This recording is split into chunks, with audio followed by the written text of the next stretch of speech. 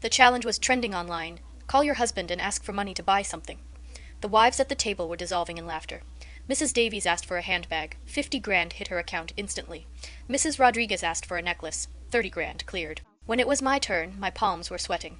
Especially since my sister-in-law, Vivienne Lane, was also present. The perpetually grieving widow of Gideon's older brother. Maybe I shouldn't. I tried to demur. Vivienne suddenly spoke up, her voice honey.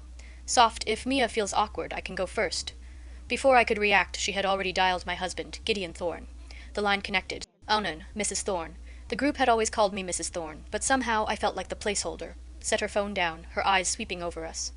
You all saw the viral challenge, right? Call your husband, ask for money for a splurge, and see who's the most enthusiastic about spending. A low hum of laughter filled the private dining room. The other wives feigned shyness, but their eyes were bright with competitive excitement. Mrs. Davies went first, cooing that she'd spotted a vintage Cartier. $50,000 was instantly transferred. Mrs. Rodriguez followed, mentioning a rare art print.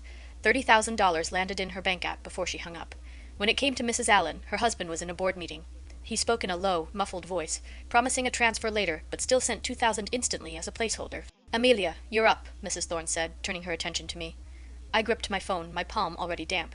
To be honest, I didn't want to play this game. Not today, not with Vivienne Lane here. Vivienne sat in a corner booth, wearing a simple pale linen dress, holding her 5-year-old son Callum on her lap. Her husband, Gideon's older brother, had died in a car accident 2 years ago. Maybe I should skip it. I tried to find an excuse. Oh, come on, everyone's done it. Mrs. Thorne insisted, nudging me. Vivienne looked up abruptly, her voice soft and tender. If Mia's having trouble, I'll go again. Before I could protest, she had dialed Gideon's number. It rang once. He picked up. 2, hello, Gideon's. Vivienne's voice was the sound of a silk ribbon unwinding. I'm having tea with Mia and the others. Callum saw a new remote control drone he wants, but my account is a little low.